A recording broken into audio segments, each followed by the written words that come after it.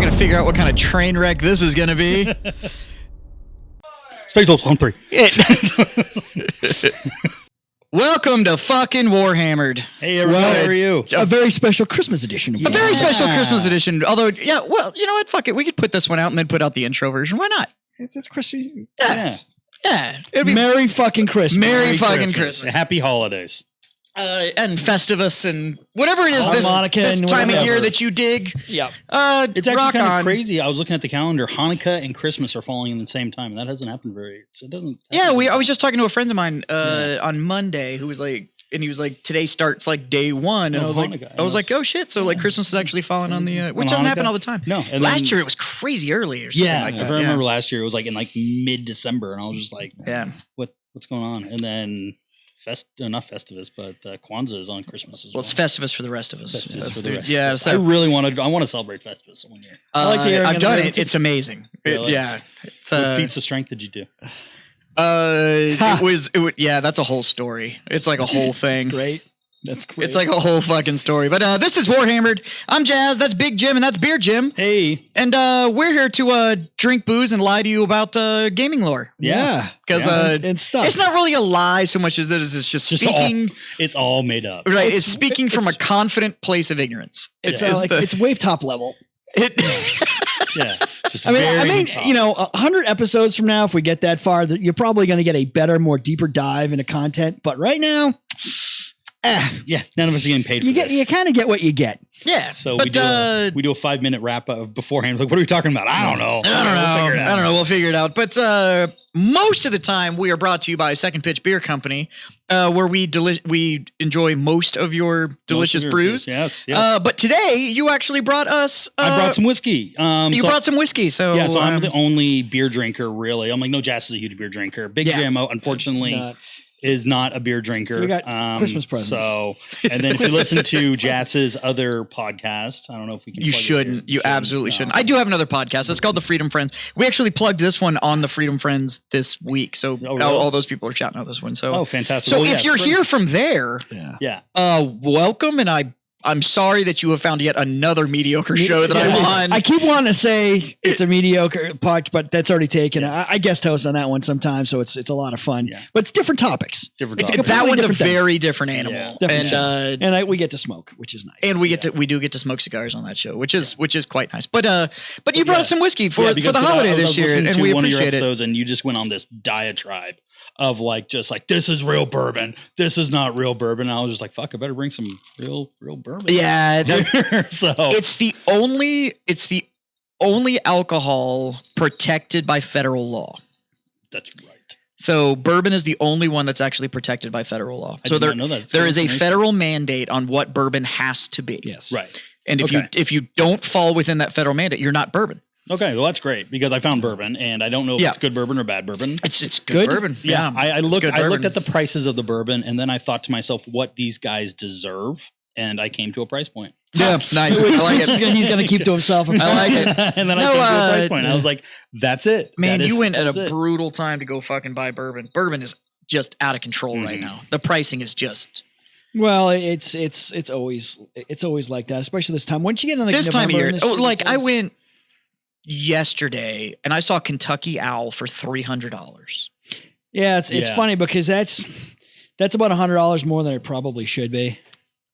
So I've bought Kentucky Owl for about $115 a bottle. Yeah, and it was $300 on the shelf. Yeah, Kentucky Owl was like $115. I saw that when I was even like kind of looking at it. And I was like, no, it's good.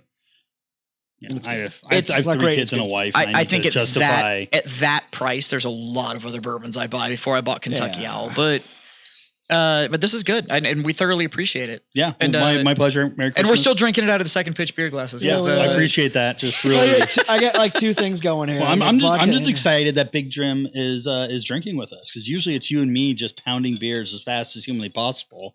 And he's over there with his water cup. Yeah, with his water cup or his iced tea. Just it's got vodka. Being the okay. Usually though. You mean the it's water Thursday. cup? I got to go to work Friday. It's not because I got to go to work. Because I work for the government, so who gives a shit? But I got to train. Yeah. But I'm done for I hit my high water mark today. Had a good day in the gym. So now we drink. So wait, that water cup that you pull just like right out of your car and keep on drinking all the way in straight vodka. I'm glad we were knowing about that. Yeah. So I had a feeling. I've known him long enough now that I'm like, what do you got there? A Yeti cup? Yeah, okay.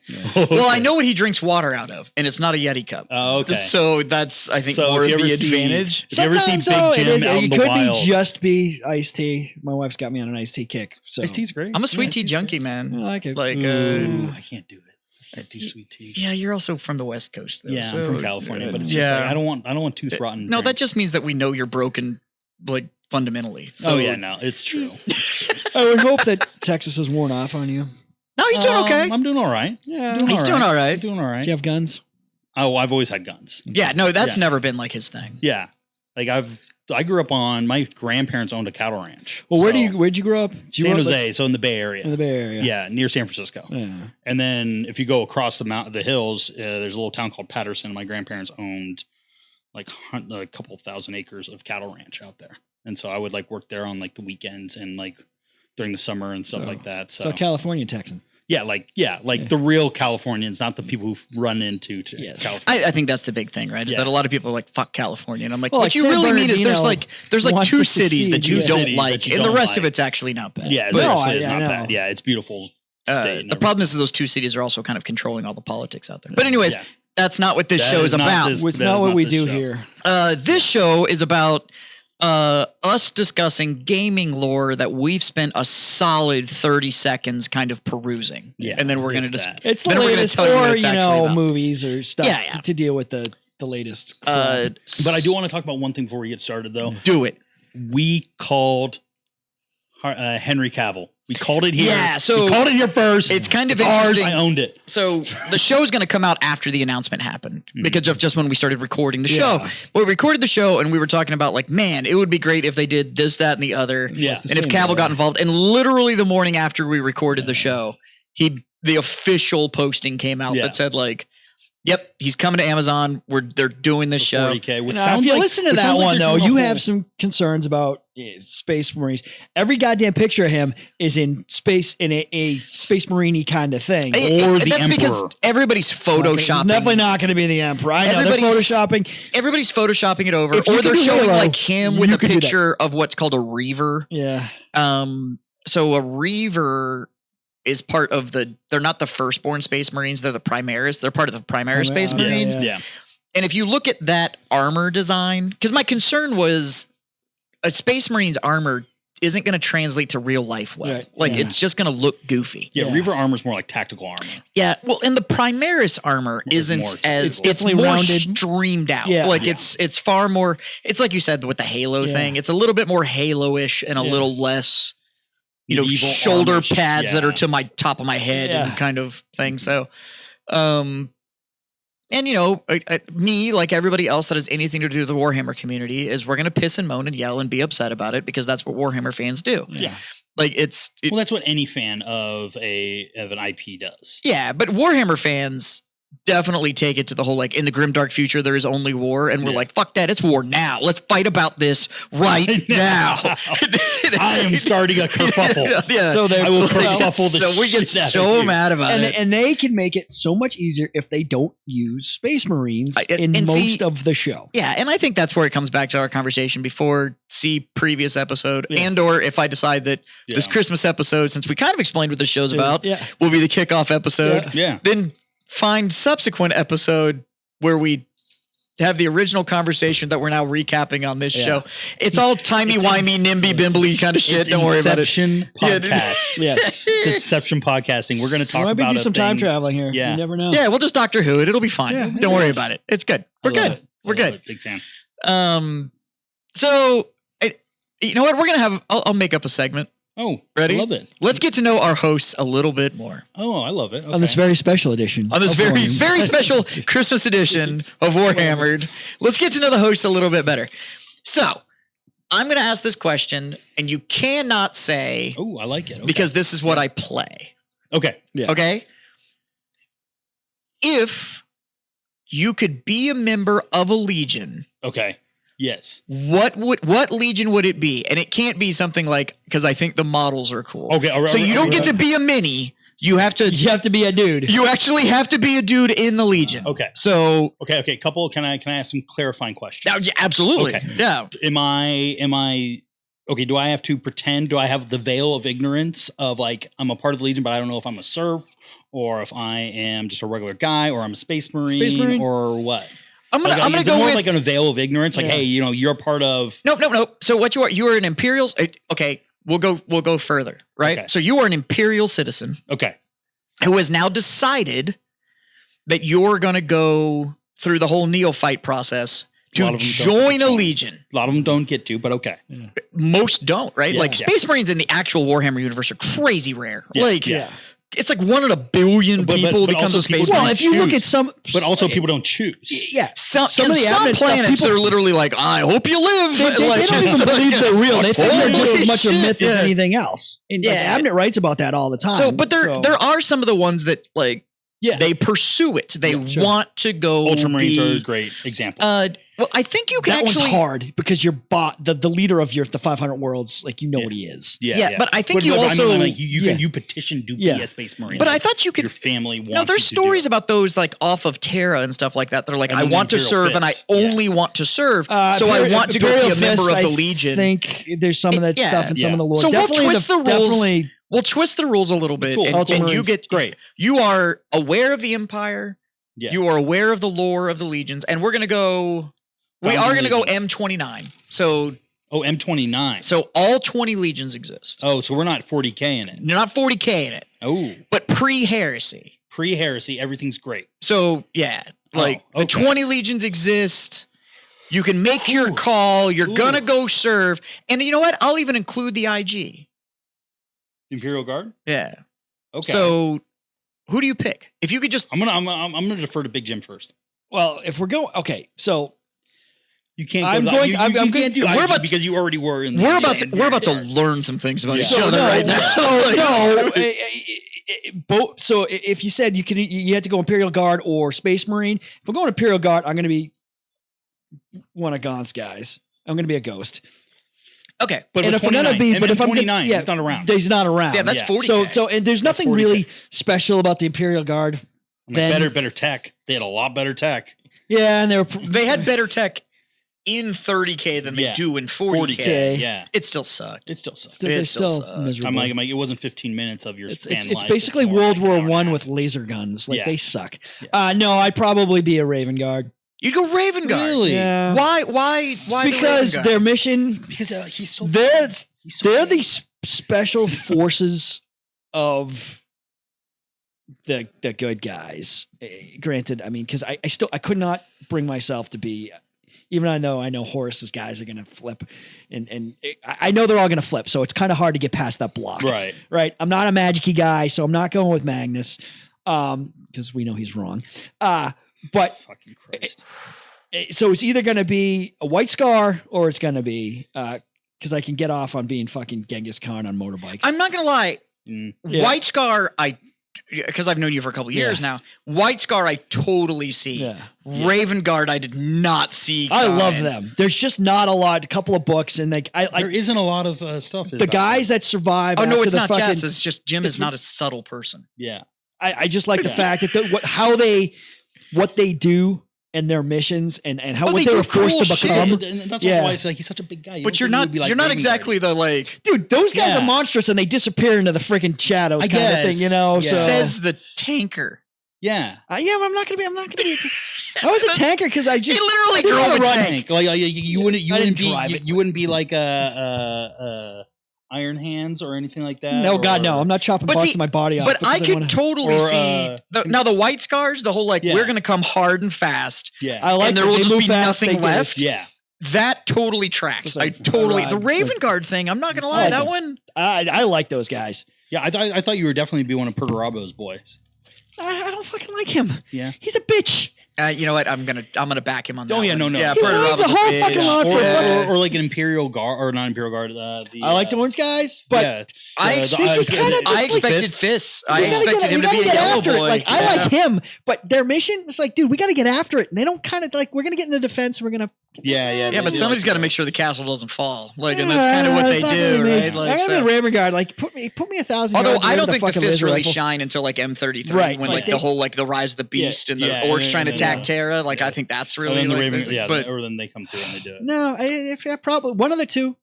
Like one of the two. Like I'm getting on my jet bike, and we're going after it. That I can totally see. Mm-hmm. I can 100% see the fucking because they're small unit tactics too.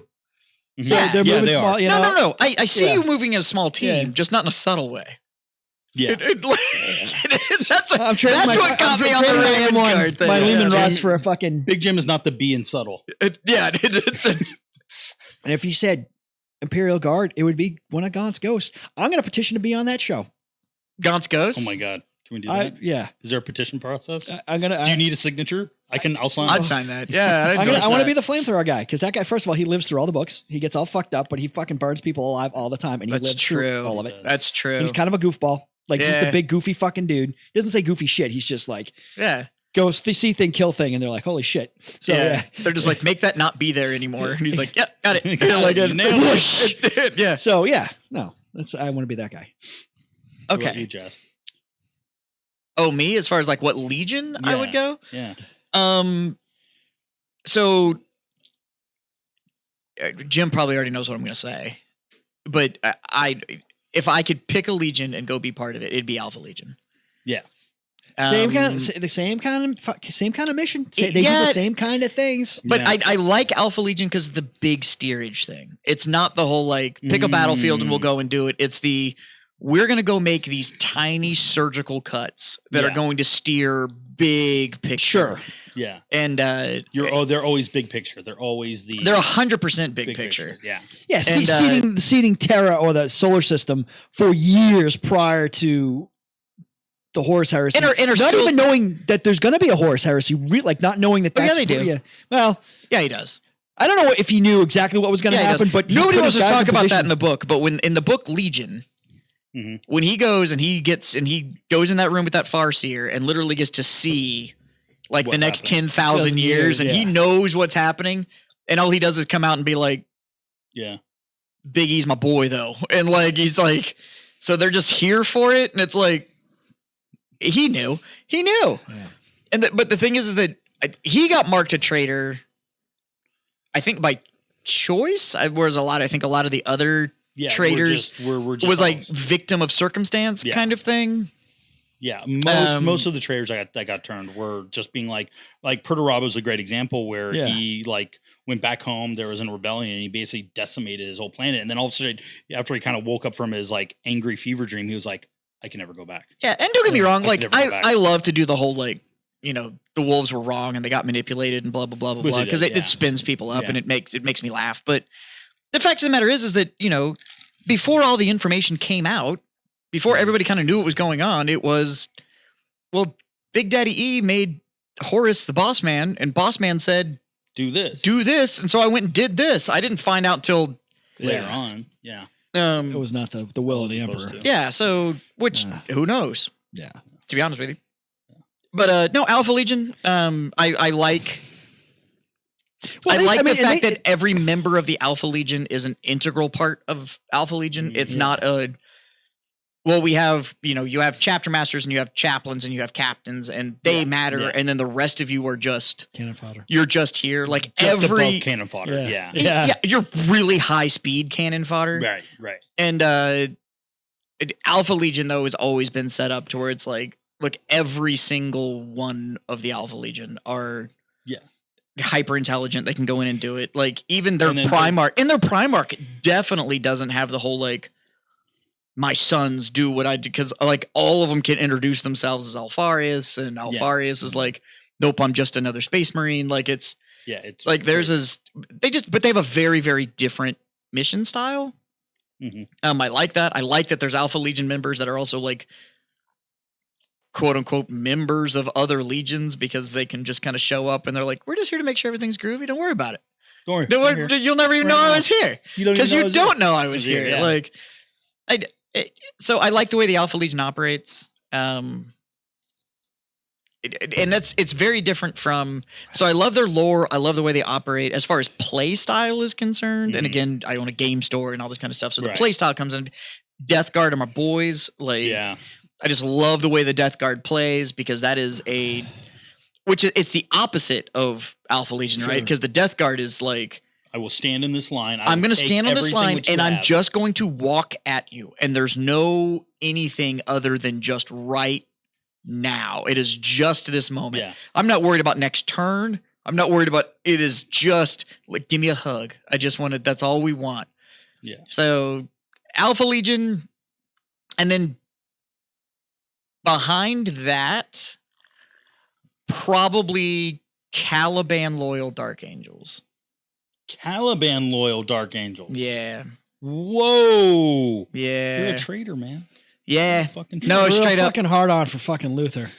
Yeah. Well, so why? Okay. Please explain that. Because he fucking feels bad for him. Like he got fucked over. Because he got entirely fucked. This dude is the whole reason this Primarch even like has any ability to do anything. Right. And then the Primarch and the rest of the Legion just fucks those dudes. Essentially, it's like 50 guys, right? And they're like, hey, we know that you're essentially like the keystone in everything that the Order stood for. Right. But things fuck change. off. Oh, and then go back and save the homeworld while you're at it. Yeah. And we're still not going to help until now I require you to train more bitches for me. Yeah. So I'm going to let you actually do all the heavy lifting because I can't be bothered to do it, but you taught me everything. So could you teach all these sons of bitches too? So it's such an amazing example of loyalty to what you believe is right and not loyalty to what you told was right. So it's not blind loyalty. It's like it's earned loyalty. And I admire that. I think most Dark Angels players or fans of it dig it because it's this very Arthurian, kind of knight very thing. Much so, yeah. For me, the Caliban Dark Angels, like the ones that stayed loyal to Caliban and were like, and the Order and all that kind of stuff. And they didn't flip because Horus came and was like, look at what they're doing. They didn't have any idea what was going on. They were just like, he was just convenient. They were just like, dude, the Imperium has abandoned us. They've destroyed our home. Like everything we stood for, the whole reason that we are what we are, they took from us. Yeah. Like we just want that back. It's not that we want to replace the Emperor. Like y'all go do whatever the fuck you want to. We just want to leave us alone. We just want to be left alone so we can do our thing, right? But it's amazing. And I admire that level of loyalty. But it's amazing that there are some worlds like Caliban who just get completely screwed.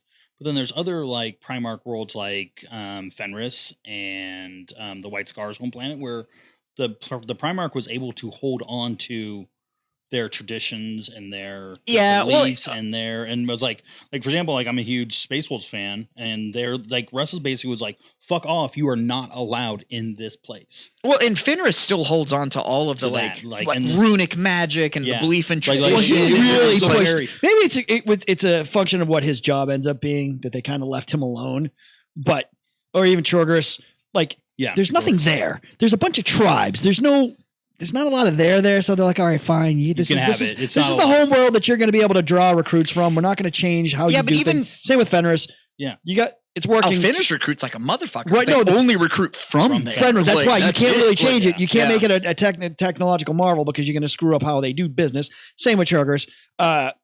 You can't change a lot of that stuff. I think you can change. I mean, you can change a lot of the other worlds. What I'm saying is that on your point about the Caliban thing, is that a failure of leadership?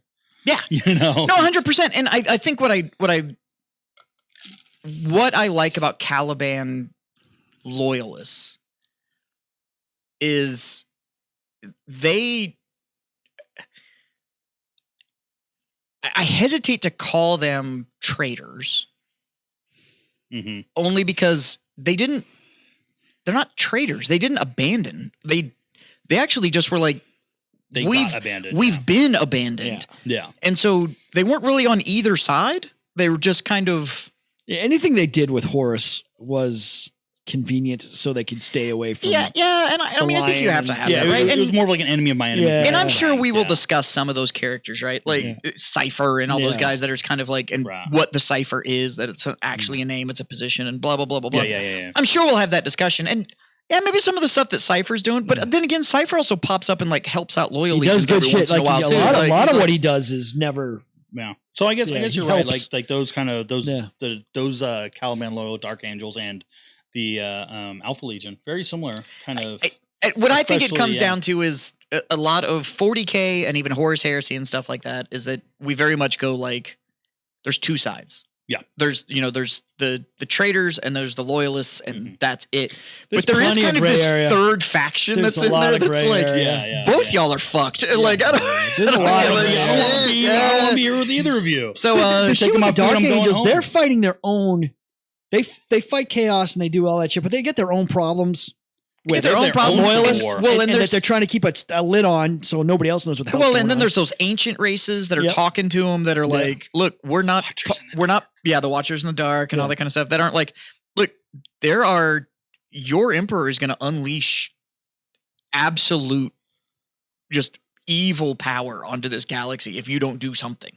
Yeah. It's like, well, how do you know? And it's like, well, we kind of come from the same place. We're just not as fucked as those guys. So I'm not saying we're not fucked. We're just not as fucked as those guys. So like, so it's like, so I mean, it's the Caliban loyalists deal with some really interesting stuff. And I like Alpha Legion because of that too, because I think Alpha Legion is going to essentially end up, and I'm going to keep saying it if we get fans, they're going to be like, shut the fuck up. Yeah. I think they're the actually only true loyalists there are.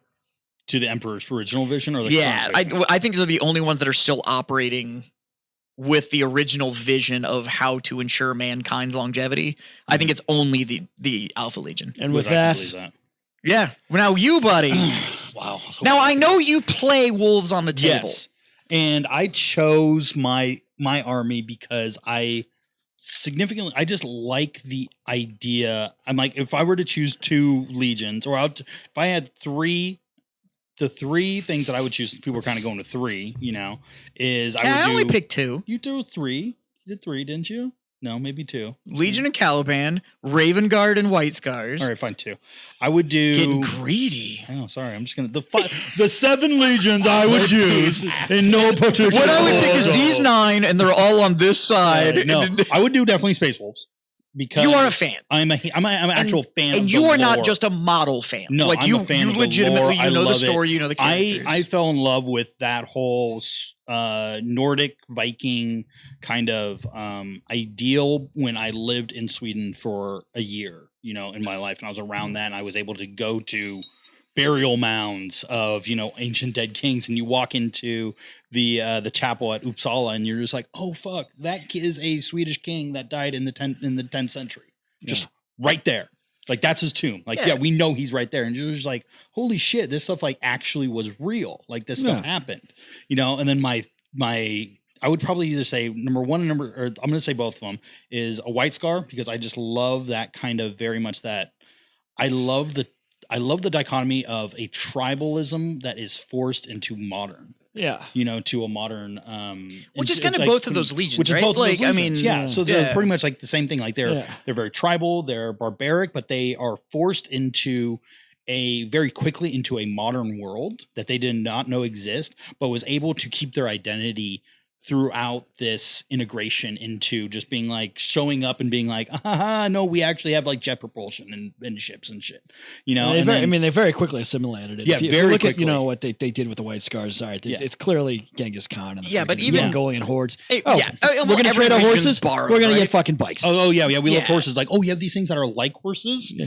Give us those things. Yeah, give us those. Oh, the spaceships. Yeah, hey, we're gonna modify those so we can go really fucking fast and nobody's gonna know about it until we. But every legion's been pulled from something, right? Like, of course, the Ultramarines are Romans. Yeah. Like they're. I mean, but I also enjoy the idea that other legions look at those 2 legions and just see barbarians, stupid barbarians.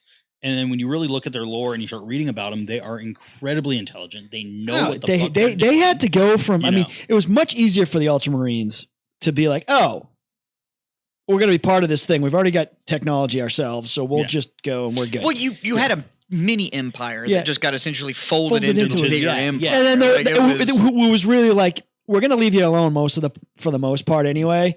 And the technology is roughly because the Ultramar segment is 500 worlds already, or something like so. It's the Ultramar, So it's basically they're just like, hey, this is ours now, and you're like, cool, awesome. Whereas these things were they. How can you come in and take it? Well, see, the guy that you like is actually my son, so we're just gonna. It's ours. Yeah, we're just gonna. So and he was like, I got you, Dad. Don't worry about it. Yeah, like good. Yeah, I need to sign some papers. Nothing really changes. It's fine. But Dad, I did draft this contract that's 792 pages long. Yeah, and I'm gonna need your autograph on it in 87 pages. Yeah, could you initial here? Yeah, and here, and it's and like, here. Just imagine that the Emperor just going, Bobby. Bobby, can I do an auto pen? Can we do an auto pen? Yeah, Bobby. Look, here's what it is. I'm gonna prick my thumb. I'm just gonna touch a page. We're gonna be good. We're gonna be done. That's gonna be it. That's it. Yeah, that's all anybody needs. I have signed it all. Oh yeah, you have that. Yeah. But those are the two that I think are the most fascinating, and I would love to be a part of because there's still a ton of. They're independent. Independent. Yeah, truly independent. They left them alone for the most part. Yeah, and they've left them alone, and they're independent, and they still do their rites of passage. They still do. They drink and they fight and they do all this fun stuff, and then then they go off and they go fight for the Emperor. And they're. I'm not gonna lie. Space Wolves are probably some of the most self-realized motherfuckers. Like when you start reading the lore, and these dudes are like, we don't feel fear. Like it's just not something we allow ourselves to do. Mm-hmm. Yeah. So the only escape we have from our existence is the skaldic tradition of storytelling. Yeah. But you have to come in, and the only things that scares us is that which we can't kill, which is quite literally anything that's pulled out of the warp. Because they're like, you can't fight magic. Like you can't, like Chainsword and Bolter doesn't kill magic. I can't fight that, so it scares me. So the only way that they escape from anything is the whole you have to tell me a story that scares me. So they only want to hear stories of magic and what comes out of the warp in this extra plane because it's the only thing that kind of gives them the wiggles. So they're all about it. So that's their only escape because as soon as they deploy, as soon as they make planetfall, as soon as they do it, fear's just not allowed. They just turn it off. But it's not so much of a turn it off. It's more of I want to die.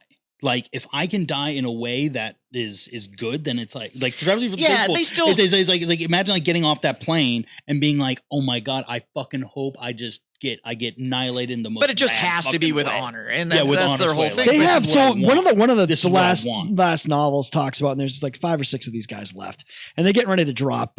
And they're having a conversation just kind of like that. And they're like, it's not necessarily they're like, yeah, we're scared. Because I think they had somebody with them that wasn't a space wolf. And we're scared, but we're not scared. We've learned how to put it away. And we learn we're probably going to our deaths, but it's got to, again, mean something. Yeah. And Jazz and I have both been in combat. At some point, you're just like, well, it's your time to go. It's your time to go. But I don't want to, I want it to matter. And they all try to sell their lives very expensively. Yeah. And that's the beauty of the Space Marines. It's 1 to 100. Basically, one Space Marine should be able to smoke 100 fucking regular dudes before they go kind of thing. That's why so many of them, if you do read the lore and stuff like that, and it's it's no different than the last 100 campaigns we've been on in the last decade. And it's son of a bitch. Yeah. What? And it's 100 campaigns in a decade. Yeah. So especially with the Space Wolves, they just send them out as fast as humanly possible. And so, but I think a lot of it is, and the reason that I do like the wolves. I think Wolfison stuff. I like the wolves. What I don't like are the. You don't like the fanboy shit around them. There you go. Yeah. I don't like the Space Wolf fanboy shit. When you didn't actually dig into style of fucking. No, exactly. No, and it's the whole and it's I don't like the ones that are I love metal. You ever listen to Five Finger Death Punch? And it's shut the fuck up. Just sit down. They're I like Five Finger Death. But I understand exactly what you're saying. Don't just fucking Five Finger Death Punch for me, motherfucker. Yeah. It just bugs me. And it's if you're gonna be into it, just be into it. And it's why are you into it? I think the models are cool. Awesome. Fine. Cool. There's a passable excuse, but I want to hear I love their lore. And it's cool. Do you understand where their lore comes from? Yeah. And it's well, no, it's like, the have Vikings you read with laser it? guns, or Like, have you read their books? Like, have you read all their stuff? And they're like, yeah. no. And I'm like, so you read the 3 pages in the front of their codex, and now you thought that was really, you want to really tell neat, me the you wanna- lore's there because they're called Space Wolves and they kind of look Vikingish because I'm like, and you get into the lore, like it's like they don't want to be called Space Wolves. They fucking hate. Well, that's shit. where the big joke is that there's no wolves on Fenris. That's where they fucking hate that. Like they're like, no, we're not. Like it was a way we described ourselves one fucking time, and now this is what everybody fucking calls because they're us. the something Fenrica, the Venraferica. Yeah, which is literally just the sons of Fenris. Like it's just like, and they call themselves the Rout. Which the is Rout. Like, they're a Rout, which basically means like the Horde. The Horde, And then they live in an ite, which quite literally just means like den. Like it's like they don't even have a name on it. It's just the ite. Like, and people call it the Fang because it looks like a fucking tooth coming out. But they don't. But they like don't. All of that stuff. It's funny that even in the lore, there's fanboy shit about the Space Wolves, and it's like, and the Space Wolves are like, come no, we're not on, that. like I'm like, because they are, they're intelligent. Like I love the stories. There's several, but they also know what they are. Yeah, and it's in the books where they literally in what's the I can't remember the name of the book. There's a Space Wolves novel for Horus Heresy, and it's actually the being Wolfsbane one. No. It's being so I think it's actually Burning of Prospero. Okay, yeah, but it's being told from the perspective of the human. That's one of the that's been like essentially upgraded to that becomes one of their scalds to be able to to see them. Well, he's there to watch. And then be able to tell the stories. One of their remembrancer. Yeah. But he's not a remembrancer. Because the wolves are like, you're not a remembrancer now. Now you belong to us. And you're here to watch. You're a scald. You can go wherever you want. Mm-hmm. You can watch and do whatever you want. That's fascinating. But your job is also to be able to recount these tales back to us. Because we don't write shit down. Yeah. And they also kind of say like, and part of your job is to scare the shit out of us. Like if we're back at the ite, your job is to sit and recount these stories of shit that scares me. Like your job is to be fucking scary. And if you're brought along, it is our job to always make sure you're protected so that you can see what we do. Yeah.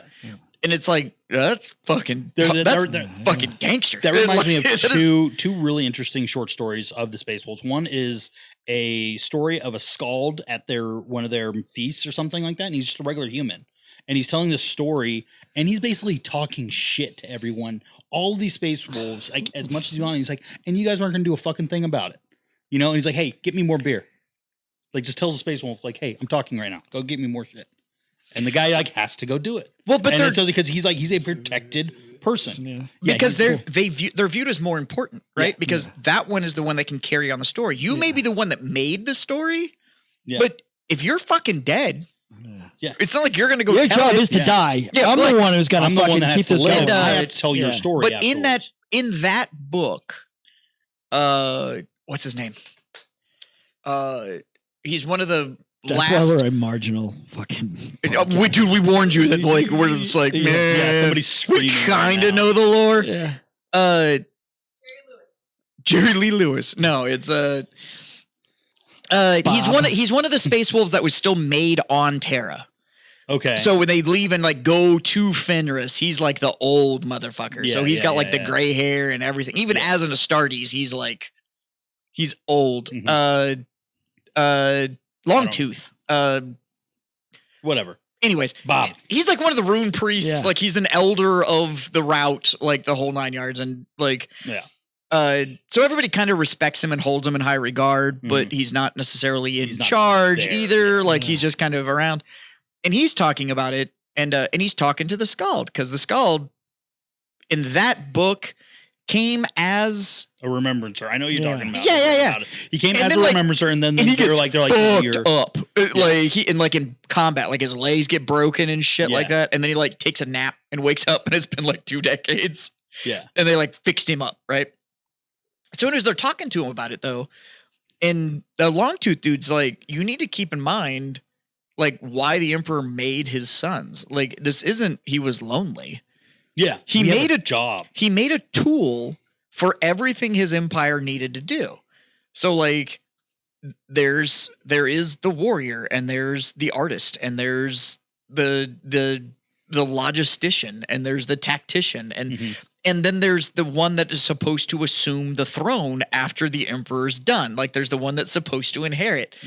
And he does the whole like, okay, but the Wolf King, like, what's his job? And he just goes, he's the executioner. Like, that's his only fucking job. Yeah, he's not supposed to do anything else. Yeah. He's the stick. And when you are just the sharp edge of the blade, yeah, you're going to get left the fuck alone. Because it's like, I don't need you to do anything. Yeah. But literally just drop the axe. Keep an eye on these motherfuckers because they're all a bunch of cagey fucking bitches. Or don't. Yeah. You go do your fucking thing and you hang on to your snowball and you fucking go do your thing. And I'll let you know when I need you. And then we release you. And then every once in a while you're going to get a call that says like, this is fucked. And you're going to go like, okay, let me go. Roger. Now, at the same time, you need to understand that if you call that man and go, this is fucked.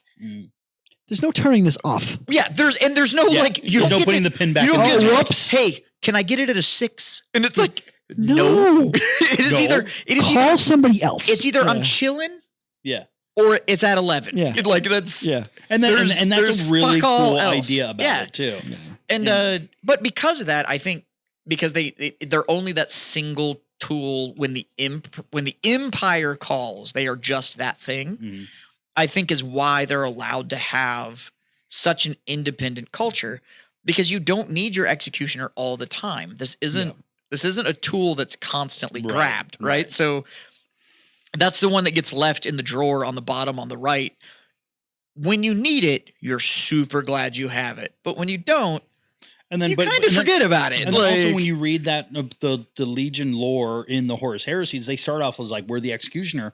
And Leman Russ is the same way. Towards the end, he's like, do I want to do this anymore? Yeah, but it takes like 10,000 years. Yeah. But the problem, the one problem is they need to show him eventually Black Library's going to have to come around to the point where like, what else have they done? What else has he been forced to do? Do you know what do you know what he needs?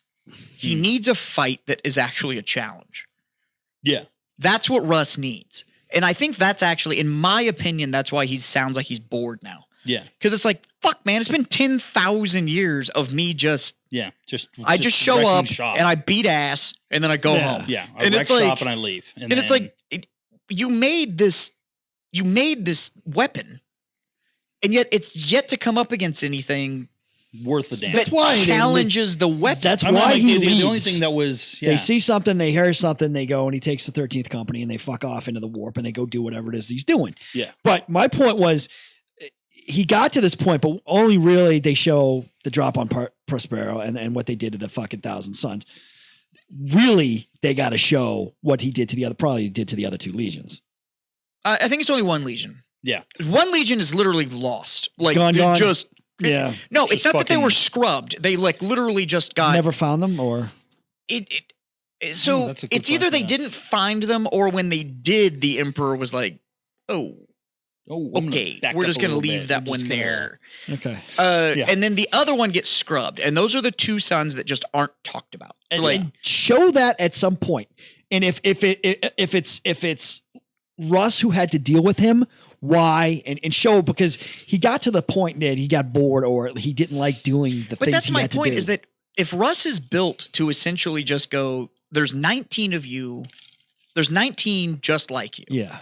But you have the ability to take out all 19 of them. Yeah. And these are demigods. So the only thing that is more powerful than them is the Emperor, and even at that point, we see that like it can get damn close, right? Yeah. So it's like, so you've made this warrior who has grown up in a culture of survival. I'm only seeking an honorable death. Like that's my purpose, is to find a challenge that will put me down. And then he can't do it, and you just can't find it. Of course, you just kind of go like, "This is fucking." Bullshit. This is just really boring. Like I don't. This sucks. Yeah, and that's what you're seeing as Leman Russ later on. After there's several horror stories of him like after the Horus Heresy and stuff like that, where it's just like him, just like being like, it's depressing. I don't think it's a regret. I think he's just bored. Yeah, but I think he's just like, it's not a regret, but it's depressing to read him because he's just like, I'm fucking hanging out in the bottom of the Et. bottom of the Fang in like my own private chambers that no one knows I'm down here. Yeah. And they're all up there like going to war and doing all this stuff. And I'm just like, I'm not in it. I'm not in it. Well, in all of them, when you read their books, you're always seeing this more and more challenge, right? So you'll see like that board game that they play. Regicide? That like tactical Regicide? Is that it? That's the one that's like chess. Imperial wide. Yeah. The wolves have like their own like stone board that they play or whatever. Yeah. And you'll have these dudes that are playing like 3 or 4 boards at a time. So it's like one dude and he's playing like 4 other Astartes doing this thing. And it's like, so you know that like anything that's a challenge, everybody was always looking for, how do I get this to the point that I lose? Because that's the only point that I can find my edge at, right? Yeah. And then you got Lehman that's just like, I got nothing. Yeah, I guess I'm just hanging out. Like I'll get back to my knitting. Like what? And then, what do you want me to do here? Even like the story Wolfsbane where he goes and like he gets like the spear and he goes and finds Horus and is like, all right, I'm just gonna go take out Horus. I guess that's what I got to do. Yeah. You know, kind of thing. Like there's a part where he's like going against like a servitor and it's at full maximum capacity and he has like a stick. And he's just like, this guy is like as big as a dreadnought. And this thing is like made just kill everything. And he's like, yeah, I got a stick. And I'm going to see how far I can go with this. And of course he fucking beats him. And he's like, God damn it. Like, this is the best we have. And I gave myself a stick and we still I can't do it. Yeah. So, you know, he's a drug. And that's what's kind of cool about like their Legion. If you actually like read their Legion and it's not just like, I like baby blue and they got fangs. And it's like, I hate their color too. Like read their shit.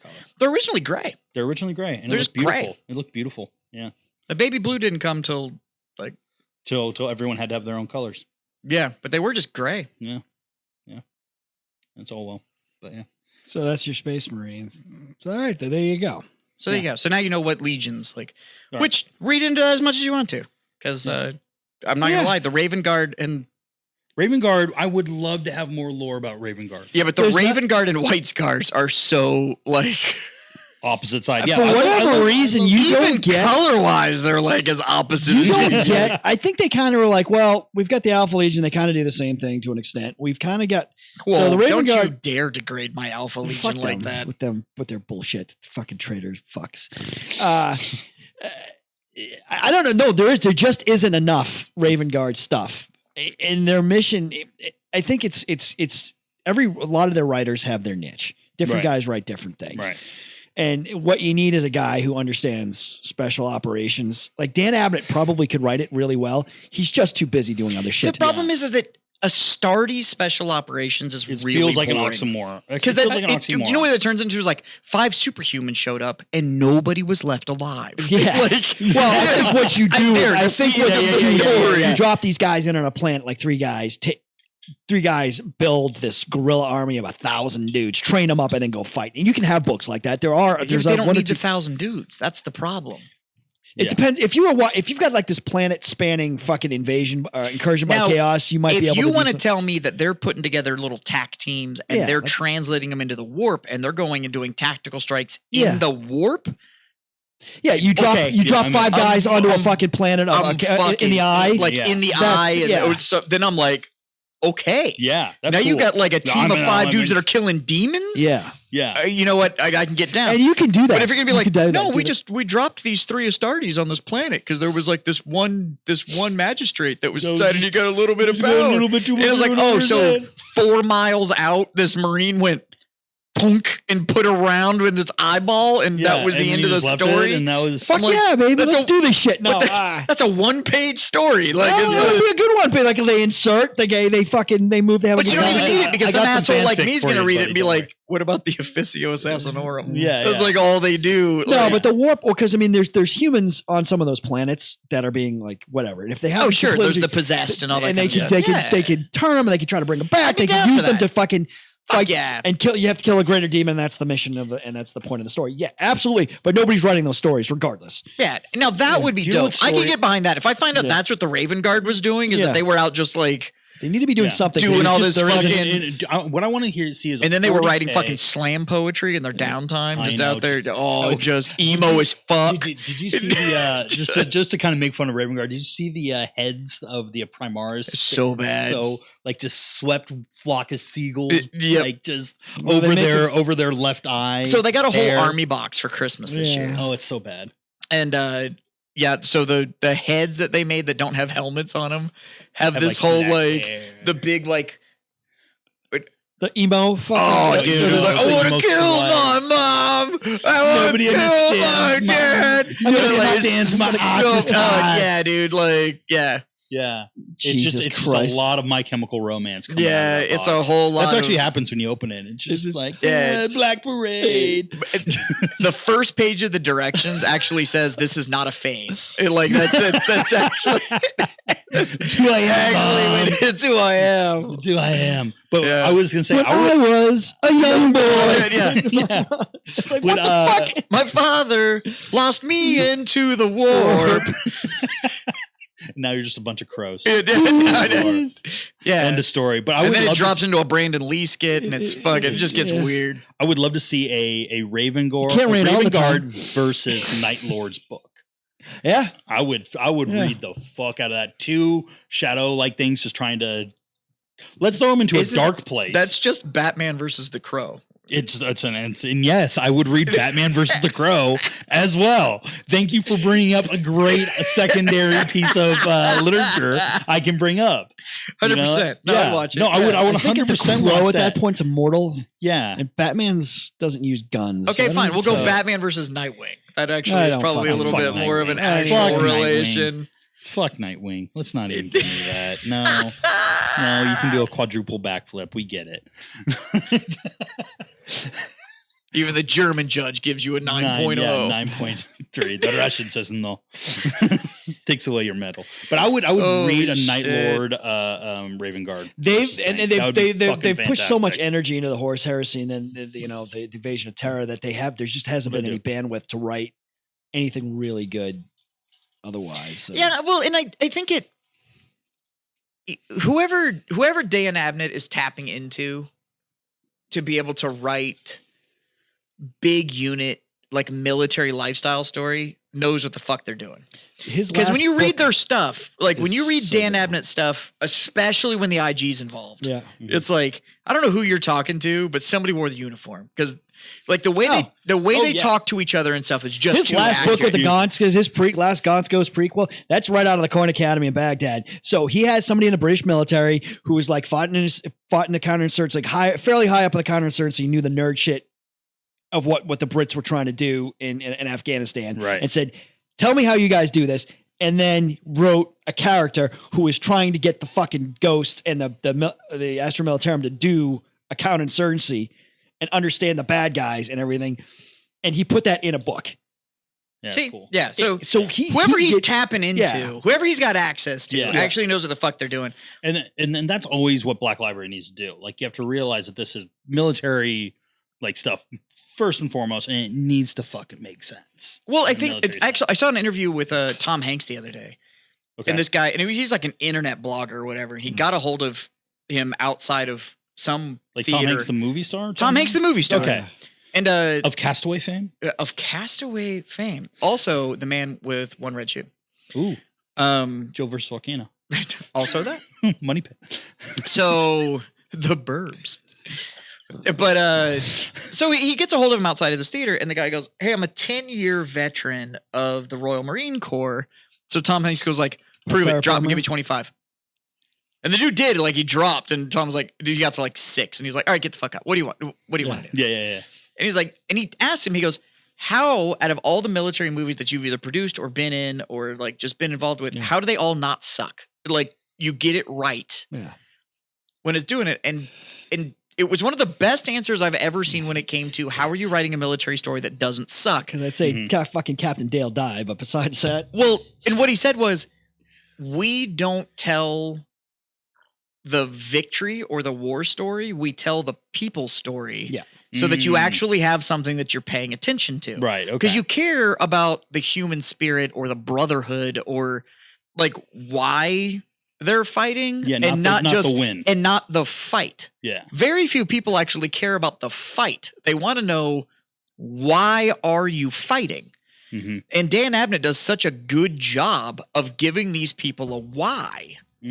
Like why they're doing anything or how they got there. Yeah. And he's their best guy. Oh, by far. Well, but that's why they let him captain it. I mean, like, so all the interviews now and stuff, when they're like, it took us 19 years, but we're there, and he's like the creative director for the entire Horus Heresy, and he gets to write this all. Yeah. So he owns like that whole arc.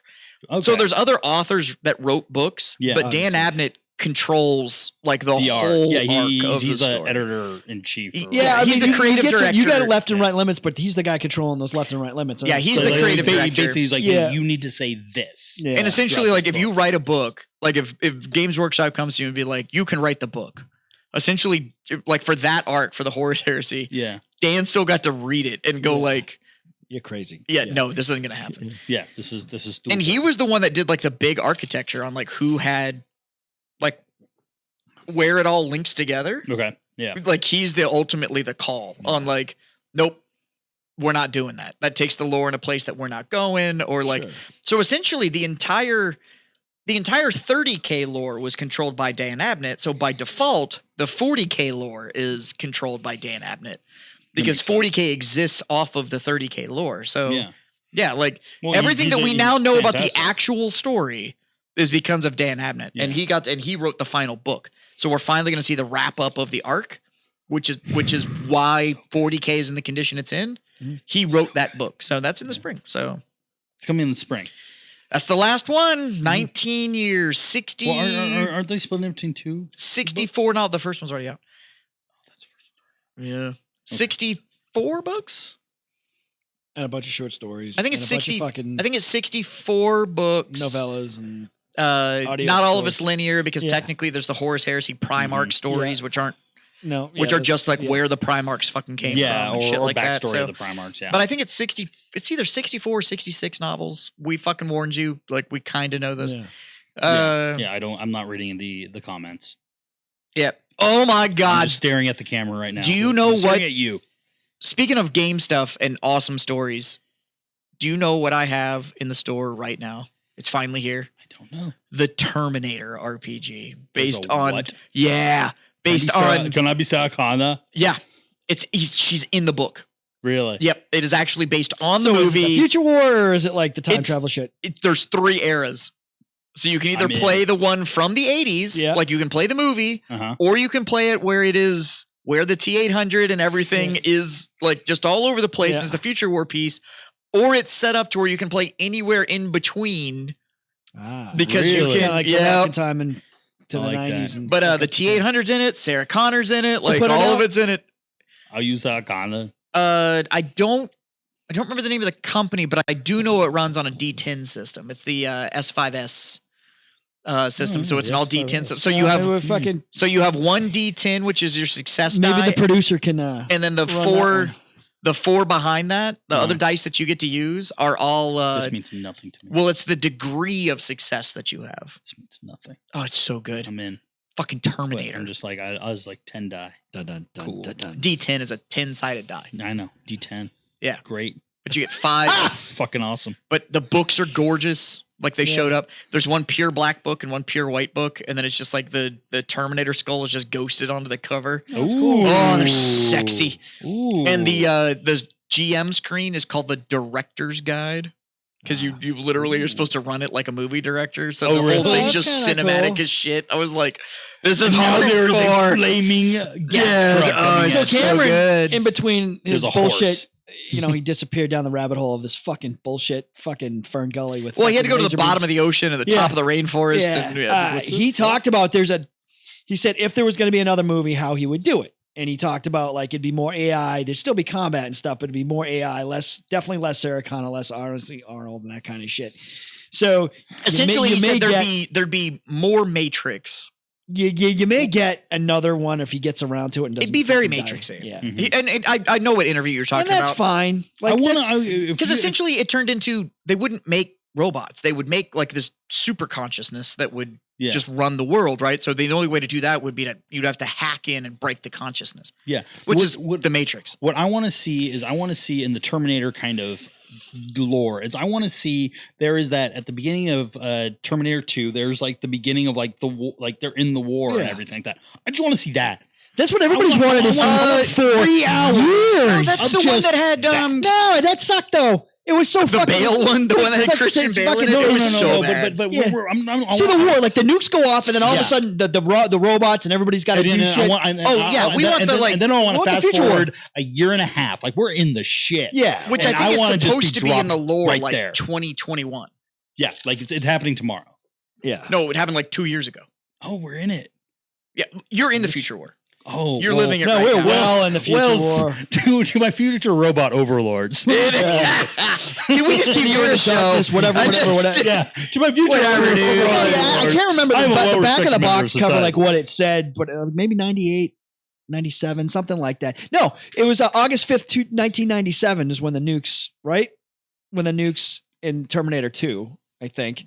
Yeah, well, because at the time it's 15 years forward, and that movie came out in 85 or 84, I think. 84, 85. Hold on, we're all staring at our producer. I think it's, and she's just. I think it was the year Doctor. But then she's like, it can't. The nukes dropped in like 97. I want to say August 5th. I don't know when Sarah Connor's like holding on to the fence. Yeah, and then she gets blown out in the extended version. Yeah. Anyway, she's busy on TikTok instead of actually doing her fucking job. 97 is Judgment Day. Yeah. So you want to see like you found that I want to see. You want to see like 99. Yeah, I want to see 99. Let's start Judgment Day happens. They're already been fighting back. I don't want to see the beginning of the fight. Yeah. I don't want to see us rising up. And so you know what I want to see is I want to see the T800s. The T800s are rolling around. No, here's what I want. Everybody like I want we're on the back foot. T700s. I want to see that. I want to see T700s. Those are the shitty ones. And we're able to start pushing back. Yeah. We're on the back foot and we turn so it then around. We're pushing back against the robots. Yeah, right. Against the T700s. And so they release the T800. Yeah. And we go, fuck. The only way we can do this now is we've got to try and travel back and fix this. Yeah. So that's the story I'd like to see. So, I mean, there's the T800s hitting. But you're getting. I want it, but I. You may get it like the Sarah Connor Chronicles was a good TV show. You're getting an Aliens TV show. You're getting another Aliens movie. I'm not gonna lie, which is going to be a sequel. Yeah, the Aliens to Aliens, supposedly. Well, Alien is already a quadrilogy. No, you're going to get a sequel to Aliens, which is. Yeah, it's supposed to be instead of what Alien 3 was, we're supposed to be getting an actual, a true sequel, follow, like where Hicks and Newt's not dead. Yeah, I thought so. It's 2029. 29, yeah. Oh, is that when it is? So you want to see 27? No. So okay, Terminator 2 at the beginning is 2029. Yeah, that's when they go back in time. So you want to see the war from you want I want to see 2099. I want to see somewhere in there. Yeah, somewhere I in want the to see. combat, I want to see us like deep in the shit of like. So what you want is the 30 years between the nukes dropping and No. I want to be right in the middle of that, like a snippet of before the time travel bullshit, but after like it took us a while to get like as things have gotten going. I want to see a movie of it being so shitty to be human. And then we start maybe winning a little bit, and there's like maybe a baby that gets born. I want like Children of Men, like versus, and great also like isn't a great movie? So yeah, that would you probably in that universe probably 2010 somewhere in there, like yeah. I want already John Connor to be like already large and in charge, running shit. Yeah. I don't want to see an origin story. At the big bad age of like 26. Of like 26, just got the scars. Just got the scar right down the face. But I think in there he gets the scar. Yeah. But honestly, in there, I think is when they'd be fighting T700s. Yeah, okay, fine. I'm in. But a T700 could give him the scar. Yeah. Right? I'm 100%. But he's able to kill this T700, and that's when the T800s and Skynet is like, then it's like all of a sudden we have to send people back. So they roll out the T800. I want to see. I want to see old school like military like tactics and all that kind of stuff. Because then you could get the throwback scene, right, where they roll the T800s out and they just bring that scene back, where we get that future scene where it's the T800s marching forward, and then everyone's just like, oh no, fuck, what is that? How hard was it to beat a T700? And now we have these to go after. Yeah. You could just run that scene again with them looking with the red eyes and everything. Wouldn't that be a great movie? And I'd watch the shit out of it. You've been screaming that for fucking 20, 30 years. You don't have to worry about Arnold. You don't have to worry about anybody. You just do. You get a very charismatic good actor. We don't have the T2000, so we don't have to worry about that. That's got. I don't want any of the fucking liquid fucking metal bullshit. No, just metal T800s. Just Yeah, just no metal skin jobs, just, no nothing. Just just marching out like with their red eyes, just scanning the horizon. Yeah, and then just like have them fucking velociraptor. And just have them obliterate things where there's like 6 of them, and it's taking out just droves of people. Just like in lockstep, German marching down the. And that could actually be the mission of they know Skynet has developed the technology to go back. Yeah. So we have to go steal it. We're be able to go back. We're selling Rogue One for Terminator. Yeah. Basically. Yeah. Go do it. Rogue One worked very well. Go do it. I don't know who, but you know who you are. You can do a Go do it. I just want to say that with that RPG book I have out there, we could play this. We could play this scenario. I'll be a director. Do a television show. Nice. There's a television show. Director. Do it. We can turn the cameras on, and you could be the director of that game session. I would have to wear a beret, though. You know, just like no, it's required. A bad. It's either that or a dad hat. Ooh, can I do both?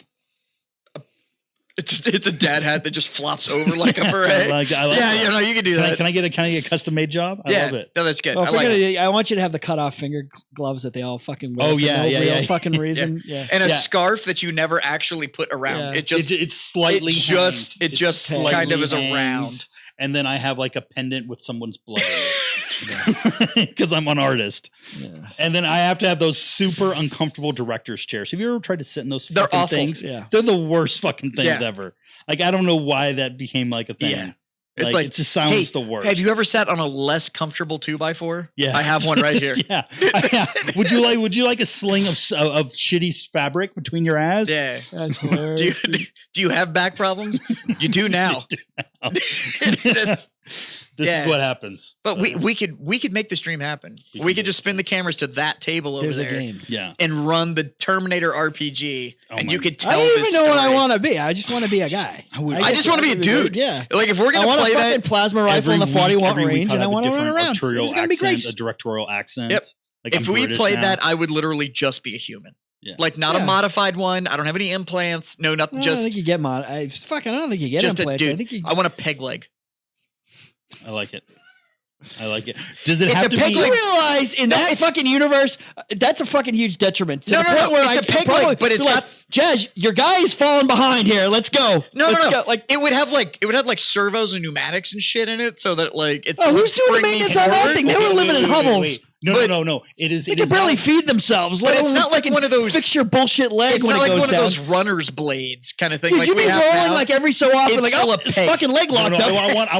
I want the peg leg that all of a sudden like the foot detaches and then it like locks into like the accelerator of like a tank or something like that, or like you're the driver, just like clack it into like the minigun, being like, no, I'm set now. Like this is me. These people could barely fucking feed themselves in those movies, and now you've got a fucking servo fucking. Yeah, I've got a pneumatic leg. Yeah, no, but it's a peg. It's still just a peg. Yeah. The bottom of it is just like they just cut off the like. It's the bottom part of a crutch that still has that little adjustable nubbin thing. Yeah, you can move it up and down. Yeah. It's that. I still want the peg. I'll buy giant fucking robots way more than I'll buy the fact that they can put your fucking leg back on. A pneumatic peg. Yeah, no fucking time for that. I'm in. I think it can work. No. It's thematically correct. It's thematically accurate. It's thematically accurate. It's for the lore. It's fun. Did it for the lore. I think anybody who gets wounded in that fucking era is like you're just I got nothing for you, dude. I lost an arm. Well, you know what? I'm okay. I can make it if we had the discussion about all the different IPs that people say, like, man, I would love to live in the Tolkien world. Yeah. And nobody ever says, like, I'd love to live in the Warhammer world. Do you know what other one they do? Terminator. Nobody's ever been like, I would love to live in Terminator Future War. That's where I'd like to be. That's like, I lost a leg. It's like, well, here's a box of grenades, and hopefully they find you before you bleed out. And we gave you an extra ration tin and a half a glass of sugar water. Hopefully you don't get dysentery and shoot yourself before you blow yourself up. Here's what I recommend: drink this 30-year-old open Jack Daniels and pull all the pins. Like but the Jack Daniels is like 90% just gravel. It's like, why does this look like mud? It is. It's Jack Daniels. It's actually just mud and diesel. Yeah, it's diesel oil. It's fine. You'll be fine, dude. You're not going to live long enough for this to actually do any damage to you. It's charcoal filtered. Yeah, you're fine. You're fine. It's JP8. Yeah, like just you'll be drink it. Just drink it. Oh, here they come. We gotta go. We gotta go. We're gonna go, but you're gonna stay here. I'm gonna need you to bang your peg leg against this pipe till they show up. I just want the theme where the part where the guy's like, they hand him the thing, like, what is this, like Motorola? Like, you lost a fucking leg, you're about to die. Don't bitch about things, all right? Beggars can't be choosy. It's all we have. Beggars can't be choosy, dickhead. Dun dun dun dun dun. I think she's telling us to wrap Dun dun dun dun dun. All right, fucking. This is Warhammered. I'm Jazz. I'm Jim. I'm Beer Jim. There you go. Beer Jim. Brought to you by Second Pitch Beer Company. Pretty good beer. It's, you know what? It might be, possibly, Almost. could be. I don't have anybody arguing with me, so I'm going to go ahead and say it. Right. The greatest beer. Could be the best beer you've ever had. It could be the best beer you've ever had. It could be the best beer you've ever had. And then we're working on a, right now, probably hopefully next episode, we will, in the future, I don't know when we're really getting this released, but we're working on a way to get it shipped to anyone in the country. Boom. There you go. So and I think for next Christmas, we're going to take my horses and we're going to recreate the old Budweiser commercial, except it's going to be with your beer. I love it. Because that's the greatest I'm fucking Christmas commercial of all time. Yeah, no, totally. As long as there's a B-reel of me falling off a horse. Na na na na na. Because I already did that in Nicaragua. So go follow and like and subscribe and all that kind of stuff. Yep. The whole Second Pitch Beer Company, and same here. Yes. And if you know some other people that like sued by Budweiser, that like fucking fuck you, Budweiser. Shitty recaps of gaming lore. Yeah, you know where to send the them. Marshall Wave Top Facts. Which will some guy wrote a book, and there may be a few. I don't remember his name, and I don't remember the guy. And then the guy there, the thing. And then there's a shitty Arnold impression, and it'll be great. Yeah. Other than that, come back and drink with us next time for a little more games, drinks, and hijinks here on Warhammered. Let's do it. Merry, one of these Merry days, Christmas. we'll figure out a fucking sign off. Yeah. So, Merry right. Christmas. BattlePub Games Studios. So go find BattlePub Games. The biggest gaming studio in Texas. Truth. Actually, yeah. It There you is go. actually the So, biggest go do all that stuff. Yeah. Other than that, have a very happy holiday. Merry and, Christmas. Happy Merry holidays. Go roll some dice, you fucking losers. Yeah. Make it through your family.